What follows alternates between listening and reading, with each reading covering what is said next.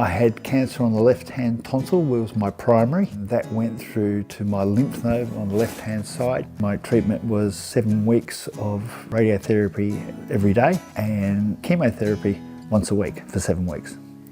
Being a sportsman, there is a program. This is what you have to do. There's a game plan. There is a game plan. The game plan was this. Yes, I'm a team player. We're talking to all departments, and together as a team, we're going to get through this. You know, you go to some dark places, you know, just like the wallabies, they go to dark places.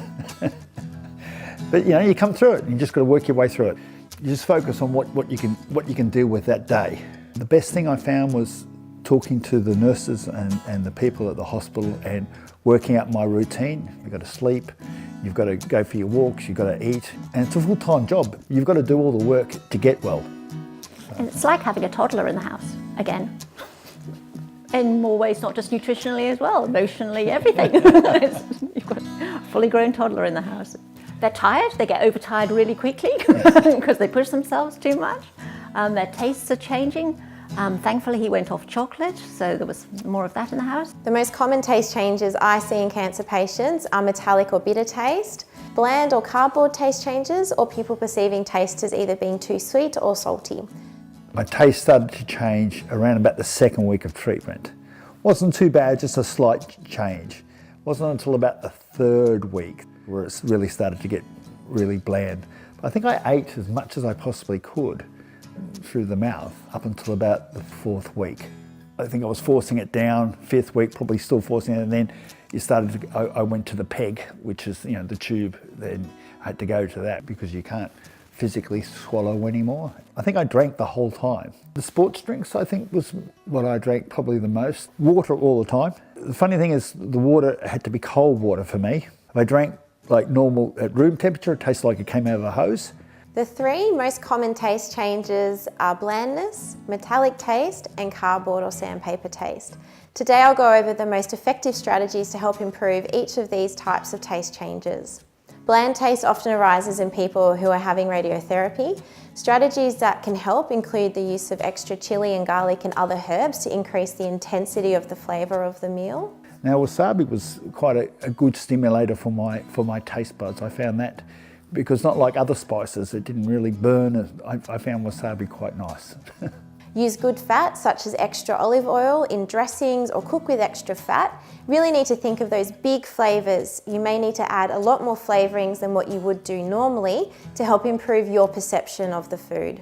You'd like something one week and you'd go, okay, I can have that and that's good, that works. And then next week, you'd go off that. Your taste would change. Metallic taste is often a side effect of chemotherapy. Tips that can help include cleaning your mouth before and after each meal with toothpaste and mouthwash.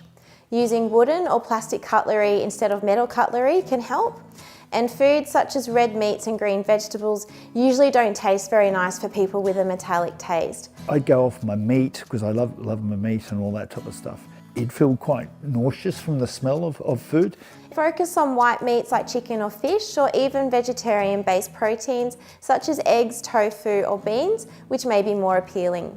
Use additional ingredients such as honey or soy marinades that can help make protein foods taste better. Got to try different things. That was the And main your thing. aim was to get a steak into you. Yes, the aim was to get a steak. You've got to set yourself goals. You know. That's when you feel right. And the 6-week mark of, you know, trying to get the PEG out of it, right, okay, I've been told I can have the PEG out once I have a full meal and I'm eating. That was a big milestone. Sweeter foods are generally better tolerated for people who struggle with metallic taste. For example, sweeter vegetables like carrot, peas and pumpkins may be more enjoyable than broccoli and spinach. Another idea is to have tart foods like Greek yogurt with sweet foods such as fruit or honey. But I tried everything, the lemons, the grapefruits, because we knew it was just so important to keep your weight at the right level, which is good for your mask, because they need that, helps with your radiotherapy. His treatment was targeted on the throat, so I knew you just always had to have things like ice cream, as I say, the delicious foods, ice cream, cream, you sort of started going on to the mince, soft foods. I think I had more vegetables, probably, but I think we cooked them up a lot more. I think we went back to cauliflower with cream on it and things like that, which was great, because that had a bit of taste to it on top, but it was nice and soft and easy to go down until you couldn't swallow anymore. It just got too difficult to swallow. It was just like sandpaper, or the food was like sandpaper. The food was like cardboard, metallic. It just everything. It wasn't going to taste nice, whatever I gave him. But you've just got to eat it. You've just got to try. You'd force it down. I'd force it down and just try something, and you just got to try different things. Cardboard or sandpaper taste is a common taste change due to having a dry mouth. Saliva is a key component in helping people taste. It allows the food we eat to become nice and moist and wash over the tongue, stimulating the taste buds. When people's mouths become dry, food doesn't move around as easily and therefore doesn't stimulate the taste buds as much. People with the cardboard or sandpaper taste report the greatest difficulty consuming carbohydrate-based foods like potato, bread, pasta, biscuits and rice. If having foods with a lot of carbohydrates in them, make sure they're in a sauce or slightly overcooked. They'll hold more water that way. Sip fluids before and after each mouthful of food. Use lots of extra sauces and gravies to add moisture to the meals. Oral moisturisers and mouth sprays are available from your local chemist, and chewing sugar-free gum or sugar-free lollies can help encourage saliva production. Having peanut butter, that's a milestone, because that was really dry in your mouth, but without having to have a drink. So, and then I got it again. Then I got cancer again. But that was, as I won the lottery, as they said. You did. Someone had to get it again for once. I'm just a high achiever. I did a lot of preventative stuff this time. It wasn't new to me, and that helped me get through the treatment a lot better by starting mouthwashes earlier. Eat as much as you can. Do what they tell you to do, because it's prevention. And if you do all the preventional stuff beforehand, I think at the end it makes it a lot easier, and that's what you want, because the end is the hard part. Exercise as much as you can. I'd go for a little walk and things like that. That would keep me going.